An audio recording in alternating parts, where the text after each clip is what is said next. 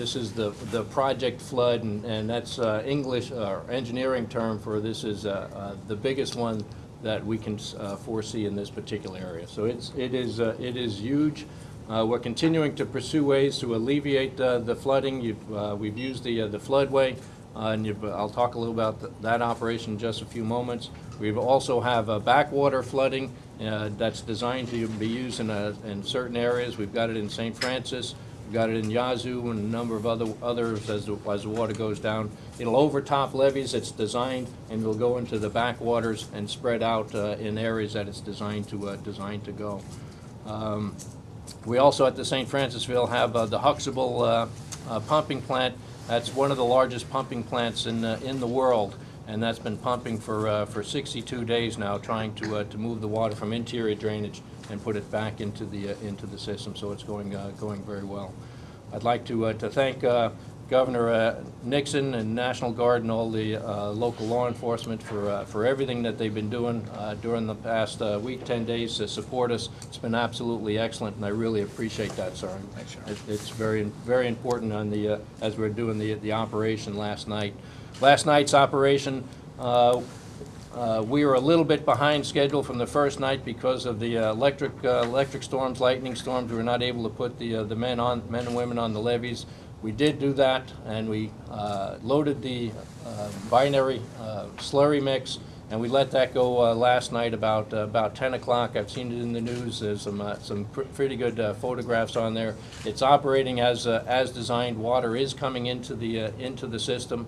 The frontline levee is in good shape. It didn't overtop at all yesterday. There was some reports that it overtopped. It did not. The water is about 3/4 of the way down the floodway, and you can only tell the differences by the different colors of the water. There's no giant surge. It's not 3 foot or 4 foot. You can hardly tell other than the color that it's coming down the floodway. The setback levee is in good shape as we're working that, and that's from last night. We tried to move from there to the second crevasse, and that's to let the water out. As you know, last night there was blinding rain, 50-mile-an-hour wind. We were able to get a team there and was able to charge 2 of the 6 manholes, and then the other manholes just got inundated with water, and we had to wait for pumps to come. We asked the guys to rest during that time frame, and then we pumped those wells out, filled it with the slurry mix, and you saw that we charged that and let it go earlier this morning. You've probably seen that as well. So the inflow and the outflow is working, and it's behaving as designed. This is still a watershed moment, and we're looking at it from that perspective, from as far north as the Ohio River and the Missouri River, and we're working with those folks to hold back water. Previously, those dams are full, and the commanders on those dams are starting to release, and so we'll see a good reduction on the Cairo gauge. It's about 3.5 feet from what we're expecting last night. And we've got now on the Cairo gauge. It's continuing to go down. If you remember, we were projecting 63 feet on the Cairo gauge. We're currently down to 60.2. So about 3 feet we're taking off the Cairo gauge from that perspective. Paducah, we took 3 feet off the projection at Paducah, and Crothersville is still the same, where it's projecting 49.5, and it's going to give us 49.5. Certainly, this is during a flood time. This is when everybody comes together, and this is what really epitomizes the American spirit. Doesn't matter which side of the river you're from, or upriver or downriver.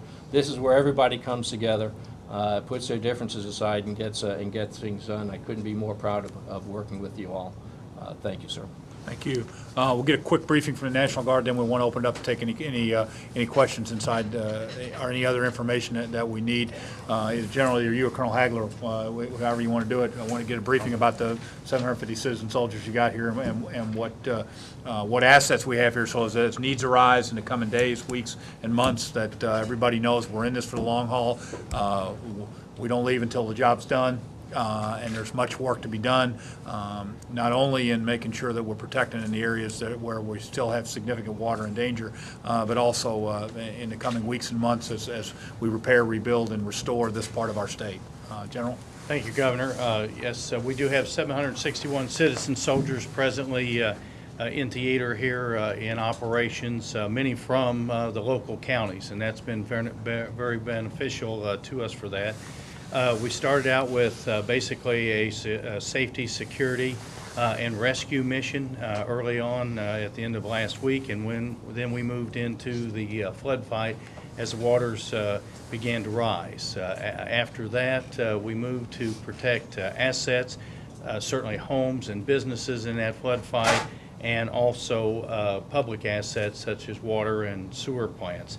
Now, as the water continues to move south, we've continued to follow that water there, and our principal fights are now down in Pemiscot County with Caruthersville. So that's a brief overview. I'd like to introduce Colonel Glenn Hagler, who is the Task Force Mississippi commander, who's been on site throughout this fight. Colonel Hagler. Thanks, sir. As you spoke, we are a very public safety heavy oriented task force with a lot of military police in it as compared to what you would normally see. We are transitioning to a more heavy engineer focused task force, and we'll be conducting that transition this weekend once floodway operations are fully complete. And then we are beginning a big project in Caruthersville, Missouri to address that 49.5 crest and the seawall, which is right at about 50 feet. We'll take a look at that today. I want to tell you that your citizen soldiers are here to expand the very great capability of the civil authorities. We're just going to take what you got and try to make it better and give it more scope and breadth and depth so that we can all work together to fight this thing along the way. And I want to add that here in Scott County, in cooperation with New Madrid County, this emergency operations center that you have running across the street is absolutely phenomenal. It gives great common operating picture to not only what's going on the ground, but what kind of resources are available to put against the issues that we may be facing in the coming days. And so I want to strongly commend the county for putting that together, because it's really helping make things better, and it is making a big difference. So thank you very much. Thanks, Colonel Hagler. Congresswoman Anderson, anything you'd like to add or ask? First of all, Governor, let me thank you so much for allowing all of the guardsmen and women to be down helping. It's been tremendous. I think General Danner has done a great job. Colonel Hagler's been phenomenal, and I really want to thank him. We couldn't do it in all of our communities without all of this teamwork, and it's really important. I thank you for your interest. You've been available every moment, and I'm grateful. And we stand ready on the federal end to do everything we possibly can now to put things back together again. Thank you very much. Any questions or comments? Anybody? Yeah. Yeah, I've got a question for the General. Yesterday afternoon, news conference in the tent at Bird's Point, you'd said that there was some natural overtopping of the mainline levee. You had confirmed that. Did I understand you a few minutes ago to say that that's not the case now? We've seen photos that seem to indicate that there was, before the blast, natural overtopping. The district commander overflew and said that he didn't see any evidence of overtopping of the mainline levee. Okay. I was wondering what the timetable is on the third crevasse. The southern tip to Right now, after working through the night, the team's going to rest. There's some logistical issues that we're working. In about 6 hours, we'll continue to work on the third crevasse. Yeah. Major General, with all due respect, there was natural overtopping. I was there and saw it with my own eyes by air. We were responsible for those pictures that were distributed. I think we're talking about two different levees. Yes, sir. Major General is referring to the mainline levee, which you know is a setback levee. You're referring to the mainline the front levee. That's right. Along the river, in which the fuse flows are. Yes, sir. It's two different areas, so you're both right. Any other questions from folks here real quick? We'll be available to talk afterwards for anybody specifically that wants it. Everybody here is on tight time schedules. I know we got to get Colonel Hagler down to Crothersville where they're working to flood fight, as that water down there is still on the way up. I'm a big believer that when things get tough, Missourians come together. There's a lot of difficult decisions that have been made and equally difficult decisions to be made in the coming weeks and months. And I just want to say that the state of Missouri, we will be at the forefront and we will, what Mother Nature started, we will finish. I want to thank everybody for being here today. We're available for a few minutes, and we're gonna head on south to make sure we get down to Crothersville in a time that. Yeah, Sheriff, if you would. I'd like to make a comment here. We've got people from White that was close to the explosion itself. Had a bunch of windows blowed out of their houses, and now they're calling in to me what are we gonna do about our windows in our property. If you have any kind of suggestions what we should do, I'd appreciate it. Get with me or something and give me an answer on something so I can tell these people what's going on, I know they got insurance and stuff like that, but they're saying without the blast, the windows wouldn't have been blown out of their houses. Absolutely. If you could get with DPS2 Deputy Director Spillers before we get out of here, get that information. We'll get that through to SEMA, and we'll expedite as our capacity to get that fixed. Any other? Governor, can you give us just a real quick update on any state emergency declaration and/or the effort for a federal emergency declaration in this area? Well, I mean, we declared emergency at the very beginning of the tornado, and again at the beginning of this process. We put, based on that, we put 750 citizen soldiers down here. We upticked and are moving SEMA at a full time. We've got all of our operations up and operating in support. We have the colonel and his folks are in the region, about 82 additional troopers, as well as the water assets that they bring. We will have, once the water begins going down, we'll bring in assessment teams to work on that. Obviously, we've got the issues over on the bridge that's going across right now. The bottom line is we were very quick to declare that state of emergency, and we'll work to maximize the dollars that are available under federal programs, and we'll then work to maximize the dollars that are available at the state level to make up those differences.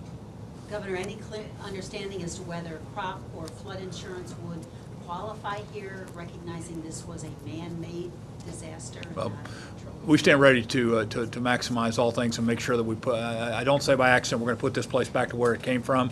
We're going to put that we're going to do everything we can within our power to make sure that the levee's rebuilt and that those fields, the most fertile fields in the heartland, are back in production.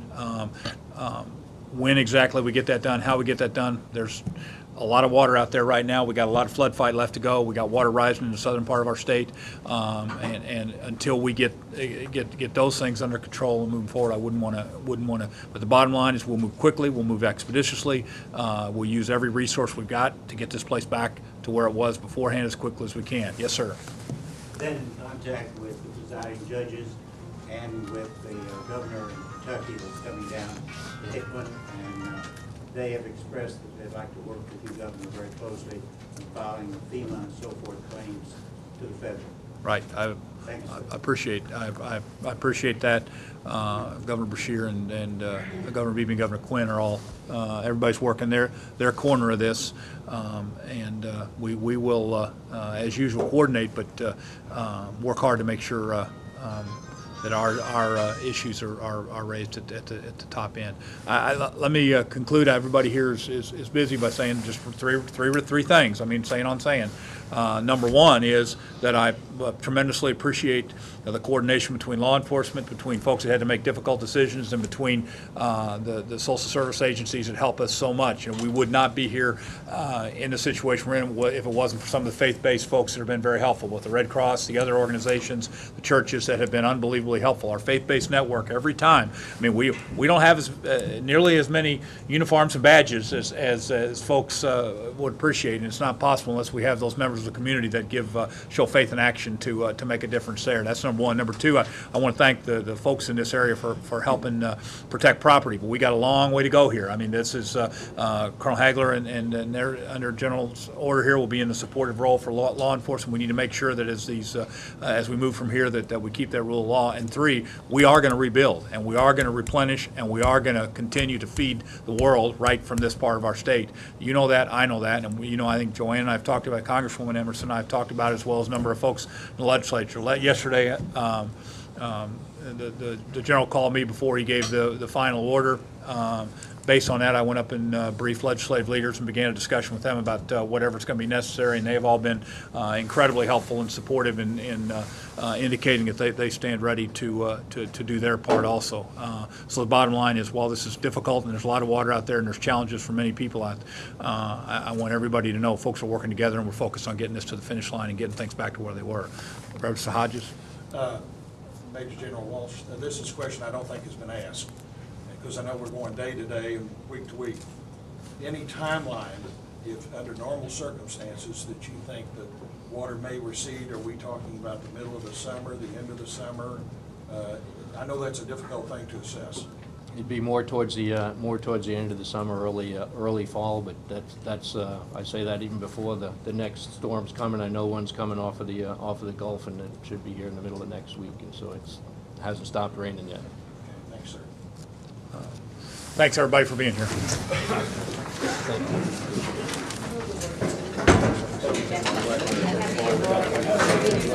Thank you.